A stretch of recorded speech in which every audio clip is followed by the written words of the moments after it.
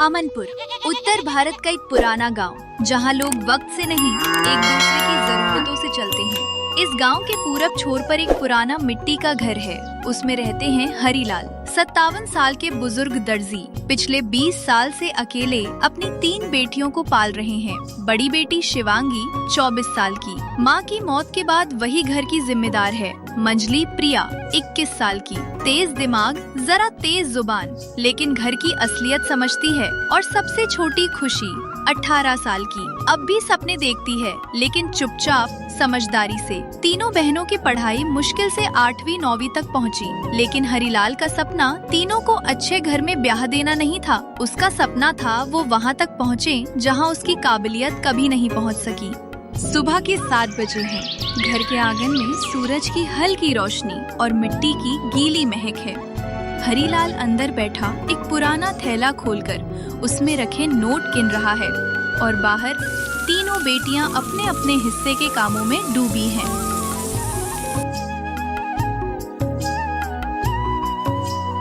दीदी जरा देखो तो, ये हमारी छोटी महारानी फिर से वही पायल और वही झुमका पहन रही है। कोई नया सपना आया है क्या, या फिर उसी कॉलेज वाली स्टोरी दोबारा चल रही है दिमाग में? प्रिया ने ये बात अपनी छोटी बहन खुशी से कही। सुनने में मजाक था, लेकिन उसमें वो तंगी भी छिपी थी जो इस घर की लड़कियों को सपने देखने से पहले महसूस होती है। हाँ, देखा था। एक स्कूल था बड़ा सा, उसमें सिर्फ लड़कियां थीं और मैं उन्हें पढ़ा रही थी। सफेद कुर्ता पहना था मैंने और बोर्ड पर लिखा था, सपना मत छोड़ो। खुशी का जवाब सीधा था, बिना डर के, बिना झिझक के, जैसे उसे यकीन था कि अगर सपना देखा है तो रास्ता कहीं ना कहीं जरूर होगा। खुशी, देख, सपने मत छोड़, लेकिन ये भी मत भूल कि इस घर से निकली लड़की कॉलेज कम जाती है और किचन ज्यादा। तुम पढ़ाना चाहती हो, मैं जानती हूँ, लेकिन इस आंगन की जमीन कितनी दूर तक जाएगी? इसकी लकीरें अब भी बाबूजी की उंगलियों में बसी हैं। शिवांगी ने ये बात गुस्से में नहीं, हकीकत की मुराद से कही। वो चाहती थी कि खुशी बाद में टूटे नहीं, इसलिए आज ही सच से मिला दिया जाए। सपना तो बड़ा है तेरे पास, लेकिन चल पहले झाड़ू तो ठीक से पकड़ना सीख ले। कक्षा में जाने से पहले ये घर तो पास कर लेना मास्टरनी। इस घर में थोड़ी पैसों की तंगी थी, इसलिए शिवांगी और प्रिया अपनी छोटी बहन खुशी को समझती रहती है कि तू ज्यादा सपने मत देखा कर, इसलिए कि बाद में उसको दुख ना हो। और अब वक्त आ गया था शिवांगी की शादी का। शादी, किसी घर में ये शब्द मिठाई की मिठास लाता है, लेकिन हरीलाल के घर में ये शब्द दीवारों पर खामोशी की दरार छोड़ गया। और जब पहली बार शिवांगी के लिए रिश्ता आया तो उस घर की धूप थोड़ी और तपने लगी। शिवांगी, आज सुबह गोकुल वाले लाला जी आए थे। वो बोले उनका भतीजा है, खेती करता है, परिवार सीधा है, सोच रहे हैं रिश्ता ठीक रहेगा क्या। हरीलाल ने ये बात सबसे बड़ी बेटी शिवांगी से कही, किसी फैसले की तरह नहीं, एक मजबूरी की तरह। बात करने आए थे या सब तय करके ही लौट गए? क्या उन्हें मेरा नाम पता है? क्या उन्हें पता है कि मैं सब्जी काटती हूँ लेकिन सपने कभी नहीं काटे? क्या मैंने कोई बात कही? किसी ने पूछा भी कि मैं क्या चाहती हूँ? बाबूजी, मैं शादी से नहीं डरती, लेकिन ये डरावना है जब सब सोच लेते हैं कि मैं तैयार हूँ बिना पूछे। शिवांगी ये सवाल सिर्फ अपने बाप से नहीं पूछ रही थी, वो उस परंपरा से पूछ रही थी जो औरत को फैसलों में नाम देती है, हिस्सा नहीं। हाँ, सही कहा दीदी ने। सबसे बड़ी हो तो सबसे पहले भेजा जाएगा ताकि बाकी 2 बच जाएं। लेकिन बाबूजी, हम लड़की हैं, लकड़ी नहीं कि जहाँ बोझ हो वहीं से जला दो। प्रिया की बातों में कटाक्ष था, लेकिन उसका डर था दीदी के जाने के बाद बचा क्या रहेगा, और वो कैसे रहेगी अपनी बहन की शादी के बाद। दीदी नहीं रहेंगी तो रात को नींद नहीं आएगी। वो जो हर बार पूछती थी, क्या सोच रही है तू, अब कौन पूछेगा? बाबूजी, कोई भी रिश्ता हो उसमें दीदी की हंसी भी जानी चाहिए, सिर्फ देह नहीं। और हम अपनी दीदी की शादी ऐसे ही किसी से नहीं कर देंगे, उसमें हमारी दीदी की खुशी भी शामिल होनी चाहिए, बस। तुम दोनों को लगता है मैं सब सह रही हूँ? नहीं, मैं समझ रही हूँ। बाबूजी का थैला अब दिन में 2 बार गिना जाने लगा है। और गांव वाले दोपहर में भी ताने मारने लगे हैं। मैं शादी नहीं कर रही, मैं एक बोझ कम करने जा रही हूं। बस यही सच्चाई है। शिवांगी हार नहीं रही थी, लेकिन उसने एक अधूरी लड़ाई अकेले जीतने की ठान ली थी। शिवांगी, मैंने कभी तुझे बोझ नहीं समझा बेटा, लेकिन लोग अब मेरी चुप्पी का हिसाब लेने लगे हैं। रिश्तेदारों की नजरों में अब बेटियां उधारी बन गई हैं और मैं अब किसी से लड़ने की ताकत नहीं रखता। हरीलाल ने ये बात उस हालात से कह दी जिसे वो हर दिन टालता था, लेकिन आज वो बस झुक कर सुन रहा था। बेटी का नहीं, जमाने का बोझ। तो ठीक है बाबूजी, लेकिन वादा करो दीदी को वहां मत भेजना जहां रोटियां मिले लेकिन इज्जत ना हो, जहां घर हो लेकिन अपना कमरा ना हो, और जहां सुबह जागे तो रात में सो सके। और हमारी दीदी बस खुश रहनी चाहिए, चाहे जहां भी रहे। प्रिया गलत नहीं थी, वो बस दीदी को खोना नहीं चाहती थी, और ये उसका आखिरी विरोध था। मैं कहीं भी चली जाऊं, लेकिन मेरी हंसी हर सुबह इसी आंगन में गूंजेगी। यादें कहाँ जाती हैं प्रिया? वो तो वहीं रहती हैं जहां उन्हें सबसे ज्यादा संभाल कर रखा गया हो। इस एक दोपहर में एक रिश्ता तय नहीं हुआ, लेकिन एक घर के 3 कोनों में हल्की दरारें जरूर पड़ गईं, और इन दरारों में तीनों बहनों की चुप्पियां धीरे धीरे गूंजने लगी। आज का दिन घर के लिए छोटा सा इम्तिहान था। सवेरे की हल्की गर्मी में आंगन चुप था, पर हर दिल अंदर ही अंदर गूंज रहा था। सुनसान ना था, एक तरह की बेचैनी थी। आने वाले लोगों की निगाहें, पूछताछ और उन सवालों का डर जो जवाब मांगते थे, क्योंकि आज फिर से शिवांगी को देखने वाले आने वाले हैं। दीदी, वो नीली साड़ी उसी तरह पहन लो जैसे माँ ने पहनी थी। दिखने में तो धारदार लगेगी और बोलने में भी शालीन लगेगी, पर ध्यान रखना जब वे बैठेंगे तो तुम मुस्कुरा देना जरूर। लोग खुश होते हैं मुस्कुराहट से।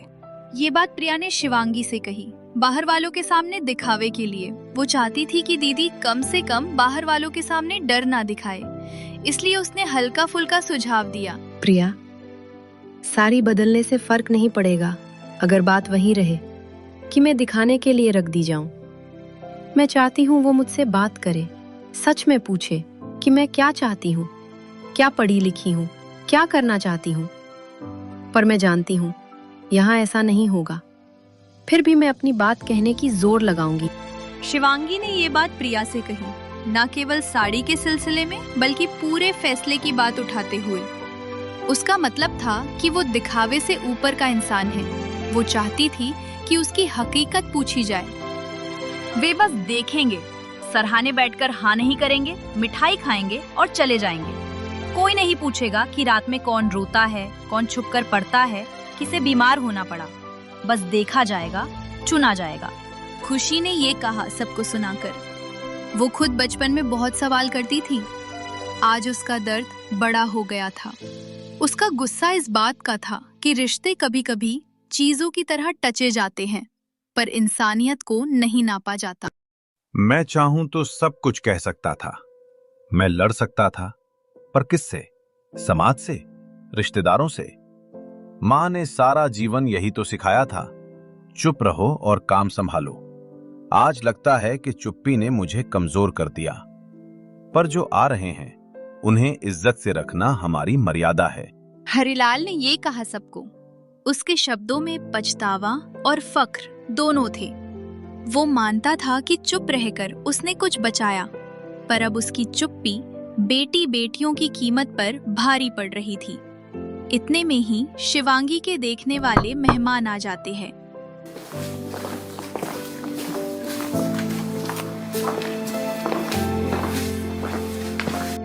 हम तो दूर से आए हैं। आपकी लड़की कैसी पढ़ी लिखी है, घर कुंड कैसा है, और अपने घर की मदद किस तरह कर लेती है? हम आराम से बैठकर बातें करेंगे, पर पहले तो हमें लड़की दिखा दीजिए। ये लड़के की माँ ने प्रिया से कही। उसका लहजा औपचारिक था, ज्यादा पूछताछ करने जैसा। उसका फोकस था व्यवहारिकता। लड़की कितनी उपयोगी है ये वो देखने आई थी। मैं शिवांगी हूँ। आप मेरे घर आई हैं तो बोलिए, क्या जानना चाहती हैं? मैं रोज का काम भी कर लेती हूँ और शब्दों से भी जवाब दे सकती हूँ। मेरी रसोई मेरी पहचान नहीं है, मेरी सोच और मेरे स्वभाव मेरी पहचान है। ठीक है बेटा, पढ़ाई लिखाई बहुत जरूरी है और इससे तुम्हारा भविष्य भी बनेगा। हमें भी खुशी होगी अगर तुम आगे बढ़ो। लेकिन याद रखना, हमारे यहाँ सिर्फ किताबें ही सब कुछ नहीं होती। घर परिवार, जिम्मेदारियां और काम, इन सब का भी उतना ही महत्व है। पढ़ाई के साथ साथ घर को संभालना और अपनों का साथ देना भी सीखना पड़ता है, क्योंकि असली समझ वहीं से शुरू होती है। लड़के की माँ ने ये जवाब शिवांगी को दिया। फिर लड़का बोलता है, मैं गांव में ही रहकर खेती करूंगा। मुझे किसी से ज्यादा कुछ नहीं चाहिए। बस इतना चाहता हूं कि जो मुझे मिले वही मेरी खुशी बने। मेहनत अपनी होगी, जमीन अपनी होगी और उसी में मैं अपनी जिंदगी की सच्ची तसल्ली ढूंढूंगा। लड़के ने ये कहा सबके सामने। सादगी में उसकी बात थी, पर वो अभी निर्णय लेने की स्थिति में नहीं था, बस उम्मीद जता रहा था। अगर आप सब यही सोचकर आए हैं कि हम सिर्फ दिखाने की चीज हैं, तो मैं आपसे एक सवाल पूछना चाहती हूँ। हमारी हंसी का क्या? हमारी रातों की बेचैनी का क्या? हम भी इंसान हैं, हमारे भी सपने और एहसास हैं। मेरी दीदी कोई सौदा नहीं है जिसे आधा अधूरा छोड़ दिया जाए। अगर आप उन्हें पूरी इज्जत और अपनापन नहीं दे सकते तो कृपया यहाँ से चले जाइए। प्रिया ने ये शब्द लड़के की माँ से कहे, नहीं कि वो हाथ उठा रही हो, बल्कि वो अपनी बहन की गरिमा के लिए खड़ी हुई थी। उसकी आवाज में डर और उम्मीद दोनों थे।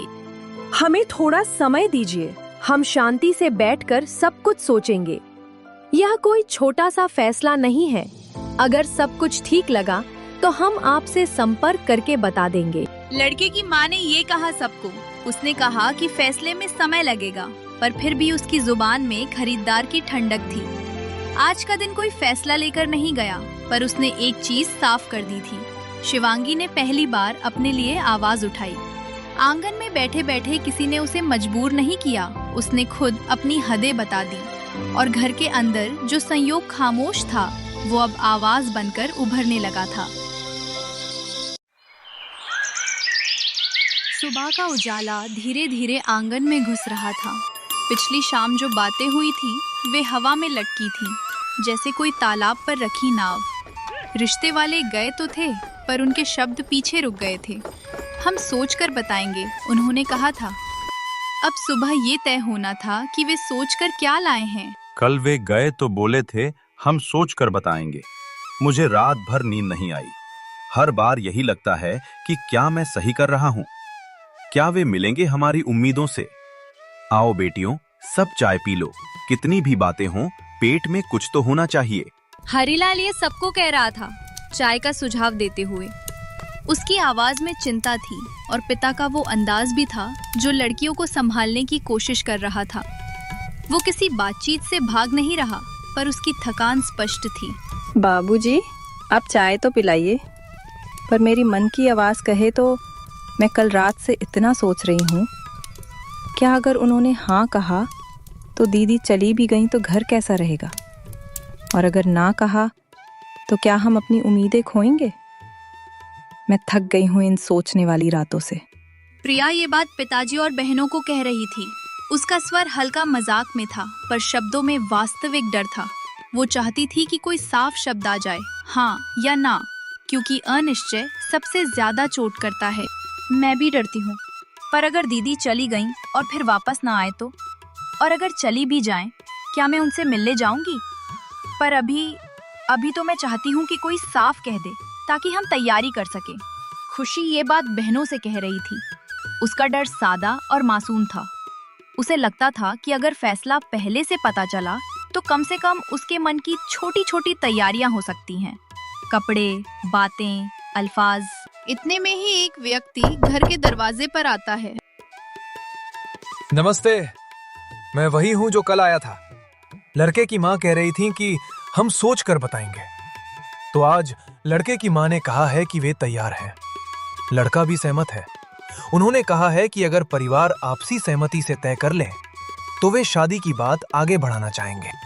तो उन्होंने हाँ कहा, या बस यही कहा कि वे सोचेंगे? मैं साफ साफ जानना चाहती हूँ, क्या उन्होंने हमारी हालत को समझकर बात की, या सिर्फ मेरे कामकाज और हालात के हिसाब से मुझे अपनाने की शर्त रखी? शिवांगी ये सवाल युवक से कर रही थी। उसकी आवाज में ठहराव था। वो सिर्फ हाँ सुनना नहीं चाहती थी, वो चाहती थी कि उसके जीवन, उसकी पढ़ाई और उसके सपनों की चर्चा सामने हो। वो जानना चाहती थी कि रिश्ता मानवता पर खड़ा है या सिर्फ सुविधाओं पर। उन्होंने कहा कि वे समझते हैं कि हर घर के हालात अलग होते हैं। माँ ने कहा कि लड़का अपने हिस्से का काम करेगा, खेत में और घर में जो भी करना पड़े। पर माँ ने यह भी स्पष्ट किया कि वे सहायता चाहेंगे, मतलब जब समस्या आए तो परिवार साथ दे। वे ये नहीं कहे कि सब कुछ सुख शांति होगा, पर उन्होंने साफ कहा कि वे कोशिश करेंगे। अगर वे सिर्फ कोशिश ही करने वाले हैं, तो क्या मैं अपनी बेटी उन्हें सौंप दूं? क्या वो वहां सच में खुश रह पाएगी? मैं हर रात इसी सोच में सो जाता हूं कि क्या मैंने उसे इतना मजबूत बनाया है कि वो अकेले भी जिंदगी का सामना कर सके। हरीलाल ये बात युवक और परिवार को कह रहा था। ये सवाल एक पिता की आखिरी कसौटी था। शब्द सीधे और भावुक थे। उसने हर रात यही सोचा था और अब जवाब पाने की घड़ी थी। अगर मुझे ये भरोसा हो कि वहाँ मेरा सम्मान रखा जाएगा, मेरी पढ़ाई अधूरी नहीं छोड़ी जाएगी और मेरे लिए सिर्फ घर के छोटे छोटे काम ही नहीं बल्कि अपने हुनर और सोच को आगे बढ़ाने की भी जगह होगी, तब मैं इस रिश्ते पर सोच सकती हूँ। पर एक बात साफ याद रखिए, मैं सिर्फ रोटी भिगोने वाली लड़की नहीं हूँ। मैं अपनी सोच, अपने सपनों और अपनी पहचान के साथ आने वाली लड़की हूँ। हम आपकी बात समझते हैं। मैं भी चाहता हूं कि उसकी अपनी आवाज बनी रहे। माँ ने भले ही कहा हो कि यह परिवार का फैसला है, लेकिन व्यक्तिगत रूप से मैं आपसे ये वादा कर सकता हूं, मैं उसकी बात सुनूंगा, उसे समझने की कोशिश करूंगा और मेरी तरफ से हर संभव प्रयास रहेगा कि वो खुद को अकेला महसूस ना करे। उस व्यक्ति की ये बात शिवांगी के लिए थी, व्यक्तिगत वादा। ये वादा बड़े सिलसिले का हिस्सा नहीं था, पर उसने शब्दों में एक मानव स्पर्श जोड़ दिया और यही शब्द अक्सर किसी घर को बनाते हैं। युवक चला गया, दरवाजा बंद हुआ, पर उसके साथ आई बातों का वजन घर के अंदर ही रह गया। तो अब तुम लोग क्या सोचती हो बेटी? बाबूजी, सच कहूँ तो वो बुरे नहीं लगे, पर अच्छे लगने से ही सब ठीक हो जाएगा, ये भी तो जरूरी नहीं।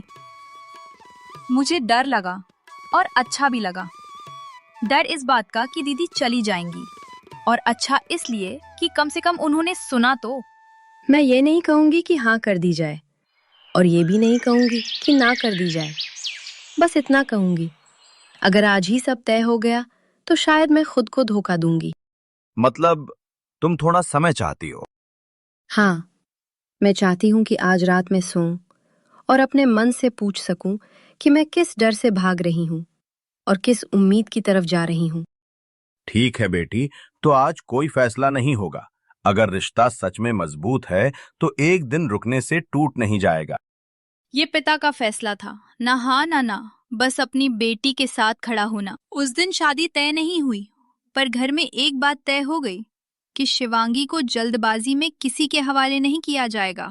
थोड़ी देर बाद रात गहरी हो चली थी। घर सो गया था, पर शिवांगी को नींद नहीं आई थी। कुछ फैसले नींद से पहले नहीं, नींद के बाद लिए जाते हैं। सब कह रहे हैं कि वो बुरे नहीं हैं, पर क्या अच्छा होना ही काफी होता है? अगर मैं वहां गई और हर बात पर सोचना पड़े कि कहाँ बोलना है और कहाँ चुप रह जाना है, तो क्या मैं खुद रह पाऊंगी? मैं किसी से लड़ना नहीं चाहती, बस इतना चाहती हूँ कि मेरी बात भी उतनी ही जरूरी मानी जाए जितनी किसी औरों की उस घर में। ये डर नहीं था, ये खुद को खो देने का डर था। अगर मैं यहाँ रहूं तो लोग कहेंगे डर गई, अगर चली जाऊं तो कहेंगे समझौता कर लिया। पर कोई ये क्यों नहीं पूछता कि मैं क्या चाहती हूँ? मैं सिर्फ एक रिश्ता नहीं चुन रही, मैं अपनी जिंदगी चुन रही हूँ। सुबह हुई, घर फिर अपने काम में लग गया, पर हरीलाल जानता था बात टालने से हल नहीं निकलेगा। बेटी, कल रात मैं बहुत सोचता रहा। तुम्हारी माँ होती तो शायद कहती, लड़की की किस्मत इतनी सोचने से नहीं बदलती, पर मैं ऐसा नहीं मानता। मुझे पता है बाबूजी, आपने कभी मुझे जल्दी में किसी फैसले की तरफ नहीं धकेला। मैं बस डरता हूँ, इसलिए नहीं कि तुम चली जाओगी, बल्कि इसलिए कि कहीं तुम्हें खुद को छोटा न करना पड़े। अगर तुम्हें लगे कि वहां तुम्हारी आवाज धीरे धीरे दबा दी जाएगी, तो तो मत जाना। मैं भागना नहीं चाहती बाबूजी, न घर से न जिम्मेदारी से। पर मैं ये भी नहीं चाहती कि हर रोज खुद को समझाऊं कि यही सही है। तो फैसला क्या है तुम्हारा मेरी बेटी? मैं उनसे एक बार और बात करना चाहती हूँ, सीधे, बिना किसी बीच वाले के। अगर वे मुझे समझ पाए तो मैं आगे बढ़ूंगी, और अगर नहीं तो मैं खुद को दोष नहीं दूंगी। शादी अब एक सवाल नहीं थी, अब सवाल ये था कि क्या ये रिश्ता शिवांगी को पूरा इंसान मानता है या नहीं। दीदी, अगर आप कहेंगी तो हम सब आपके साथ खड़े रहेंगे। लोग क्या कहेंगे ये बात की बात है। और अगर आप चली भी गईं, तो वादा करना कि कभी खुद को अकेला मत समझना। मैं कहीं भी जाऊं, ये घर मेरे अंदर रहेगा। उस दिन भी शादी तय नहीं हुई, पर घर ने तय कर लिया कि अब फैसला डर से नहीं, समझ से लिया जाएगा। दोपहर का समय था, धूप तेज थी, पर बातचीत के लिए मौसम नहीं चुना जाता, मन की हालत चुनी जाती है। शिवांगी को बताया गया कि लड़की की माँ बात करना चाहती है, सीधे, बिना किसी बीच वाले के। बेटी, मैं ज्यादा भूमिका नहीं बांधूंगी। तुम समझदार लगती हो, इसलिए सीधे बात करना चाहती हूँ। हमारे घर में नियम है जैसे हर घर में होते हैं। मैं ये नहीं कहूंगी कि सब तुम्हारे मन का होगा, पर इतना जरूर कहूंगी कि हम बुरे लोग नहीं हैं। माँ जी, मैं भी यही चाहती हूँ कि बात साफ हो। मैं ये उम्मीद लेकर नहीं आई कि सब कुछ मेरे मुताबिक बदले, पर मैं ये भी नहीं चाहती कि हर बात में मुझे ये याद दिलाया जाए कि मैं नई हूँ और मुझे बस सीखते रहना है। देखो बेटी, घर चलाना आसान नहीं होता, सबको अपने हिस्से का झुकना पड़ता है। तुम पढ़ी लिखी हो, इसका हमें सम्मान है, पर घर की जरूरतें कभी कभी किताबों से पहले आ जाती हैं। माँ जी, मैं घर से भागकर पढ़ने नहीं गई थी। मैंने काम के साथ ही पढ़ाई की है। मुझे रोटी बनानी आती है, घर संभालना भी आता है। पर अगर हर बार मेरी पढ़ाई को फुर्सत का काम समझा जाएगा तो वो धीरे धीरे खत्म हो जाएगी। तो तुम ये कहना चाहती हो कि घर से समझौता नहीं करोगी? नहीं माँ जी, मैं ये कहना चाहती हूँ कि समझौता एक तरफ से नहीं होना चाहिए। अगर मैं अपने सपनों से थोड़ा पीछे हटूं, तो सामने वाले को भी मेरे सपनों की जगह बनानी पड़ेगी। तुम्हारी बातें आज की लड़कियों जैसी हैं। हमारे जमाने में इतना सोचना नहीं पड़ता था। माँ जी, आपके जमाने की वजह से आज मैं सोच पा रही हूँ। अगर आपने उस समय कुछ सवाल नहीं पूछे, तो शायद अब मेरी बारी है। तुम डरती नहीं हो? डरती हूँ माँ जी, पर डर से बड़ा डर ये है कि मैं खुद को पहचानना बंद कर दूं। ये बातचीत किसी नतीजे पर खत्म नहीं हुई, पर यह साफ हो गया कि ये रिश्ता चुप्पी से नहीं चलेगा। अब सवाल ये नहीं था कि शादी होगी या नहीं, सवाल ये था क्या ये घर एक आवाज और संभाल पाएगा। शिवांगी के जाने के बाद आंगन फिर खाली हो गया, पर बातें वही रुक नहीं गई। वे अब उस घर में लौट रही थी जहां से सवाल आए थे। लड़की ने आज बहुत साफ बात की, इतनी साफ कि मुझे अपने जमाने की याद आ गई। हमने तब सवाल नहीं पूछे थे, इसलिए शायद अब हमें जवाब देने में डर लगता है। माँ, अगर मैं सच कहूँ तो मुझे उसकी बातें भारी नहीं लगी। मुझे लगा वो लड़ने नहीं आई थी, बस खुद को खोने से बचाना चाहती थी। पर घर आसान नहीं होता बेटा। रिश्ते में कभी कभी एक को झुकना पड़ता है। हर बात को सवाल बना दोगे तो घर कैसे चलेगा। माँ, मैं सवाल बढ़ाने की बात नहीं कर रहा। मैं बस इतना चाहता हूं कि अगर वो बोले तो हम सुने। अगर हम सुनना ही नहीं चाहते तो शादी क्यों कर रहे हैं? तुम्हें लगता है तुम निभा लोगे? मुझे नहीं पता कि मैं हर बार सही कर पाऊंगा या नहीं, पर इतना जरूर जानता हूं, अगर मैं कोशिश भी ना करूं तो मैं गलत जरूर हो जाऊंगा। ये वादा नहीं था, ये जिम्मेदारी थी। ठीक है, तो एक बात याद रखना, अगर इस रिश्ते में तुम उसकी आवाज बनोगे तो घर तुम्हारे साथ नहीं, तुम्हारे फैसले के साथ चलेगा, और ये आसान नहीं होगा। मुझे आसान नहीं चाहिए माँ, मुझे सही चाहिए। अगले दिन कोई बड़ा ऐलान नहीं हुआ, कोई ढोल नहीं बजे, बस एक छोटा सा संदेश उस घर तक पहुंचा। उन्होंने लिखा है कि वे शादी के लिए तैयार हैं, पर शर्तों के साथ नहीं, सम्मान के साथ। और यह भी कि अगर कभी शिवांगी को लगे कि उसकी बात दब रही है तो वह वापस आ सकती है, बिना किसी सवाल के। तो ये हाँ सिर्फ शादी के लिए नहीं है, ये मेरी जिंदगी के लिए भी है। और अगर कभी मन बदले? तो लौट आऊंगी, क्योंकि अब जाना भागना नहीं होगा। तो अगर तुम्हारा मन तैयार है तो मेरा भी है। हाँ बाबूजी, इस बार मैं जा रही हूँ, खुद को साथ लेकर। शादी तय हुई, पर किसी मजबूरी की तरह नहीं। ये एक ऐसी शुरुआत थी जहाँ लड़की विदा नहीं हुई, वो आगे बढ़ी। शादी का दिन आया। कोई ढोल नहीं था, कोई दिखावा नहीं, बस एक आंगन, कुछ लोग और एक लड़की जो डर के साथ नहीं, समझ के साथ बैठी थी। बेटी, आज तुझे किसी को सौंप नहीं रहा हूँ, बस तेरी जिंदगी के अगले हिस्से तक तुझे छोड़ने आया हूँ। अगर कभी लगे कि तू हर दिन खुद को समझा रही है कि चल यही ठीक है, तो समझ लेना कि कुछ गलत है, और तब बिना शर्म वापस आ जाना। बाबूजी, आपने मुझे हमेशा खुद बनने दिया, इसलिए आज मैं डर कर नहीं बैठी। मैं जा रही हूँ, पर खुद को छोड़कर नहीं। फेरे शुरू हुए। हर कदम के साथ शिवांगी खुद से एक सवाल पूछ रही थी, क्या मैं यहाँ खुद रह पाऊंगी? शिवांगी, मैं ये नहीं कहूंगा कि सब आसान होगा, पर अगर कभी तेरी बात दबे तो चुप मत रहना। मुझे याद दिलाना कि मैं तेरे साथ खड़ा हूँ। मैं याद दिलाऊंगी, और अगर कभी तुम थक जाओ तो मैं भी तुम्हें सुनूंगी, पर हम दोनों में से कोई भी खुद को छोटा नहीं करेगा। सिंदूर रखा गया, कोई शोर नहीं हुआ, क्योंकि यहाँ दिखावा नहीं, इज्जत जरूरी थी। ये शादी तेरी आवाज दबाने के लिए नहीं है, और मेरी जिम्मेदारी इसे जिंदा रखना होगी। वहाँ जाकर बहुत समझदार मत बन जाना, जो मन में हो बोल दिया करना। और अगर मन भारी हो तो मुझे याद कर लेना। मैं कहीं भी रहूं, तुम सब मेरे साथ रहोगे। जा बेटा, आज तुझे भेजते हुए मैं रोऊं नहीं, क्योंकि अगर मैं टूट गया तो तू कैसे मजबूत रह पाएगी। अगर ये अभी भी हल्का लगे तो सच कहूं, दर्द बढ़ाना पड़ेगा, शब्द नहीं। शादी के कुछ दिन बाद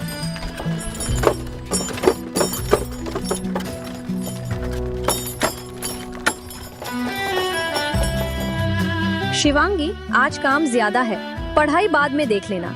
माँ जी, काम मैं कर लूंगी, बस रात को थोड़ी देर पढ़ने बैठ जाऊंगी। शिवांगी चुप नहीं हुई और ना ही उसने लड़ाई की। वो वही कर रही थी जो उसने शादी से पहले तय किया था, अपनी बात साफ रखना।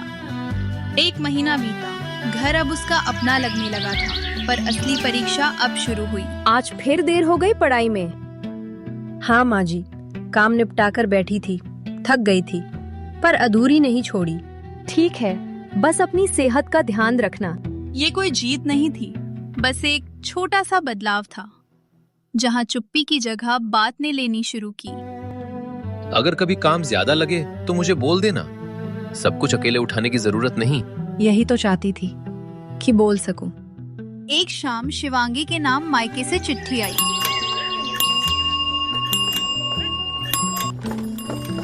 बेटी, कैसी है तू? वह खुश तो है ना? बस इतना जानना था। क्या वहाँ तेरी बात सुनी जाती है? हाँ बाबूजी, शादी हो गई है और मेरी आवाज अब भी मेरे साथ ही है। ये कहानी किसी परफेक्ट घर की नहीं थी, ये एक कोशिश की कहानी थी, जहाँ शादी के बाद लड़की चुप नहीं हुई, उसने बोलना सीखा। क्योंकि जो लड़की अपनी सोच के साथ आती है, वो घर नहीं तोड़ती, उसे समझ से जोड़ती है। तो इस वीडियो को लाइक जरूर कीजिए, ताकि हमें समझ आ सके कि ये कहानी आपके दिल तक पहुंचे। और अगर आप चाहते हैं ऐसी ही सच्ची, भावुक और सब्र सिखाने वाली कहानियाँ हम आगे दिलाते रहें, तो हमारे चैनल को सब्सक्राइब करना मत भूलिए। आपका एक लाइक, एक कमेंट या एक शेयर किसी के दिल को सुकून दे दे।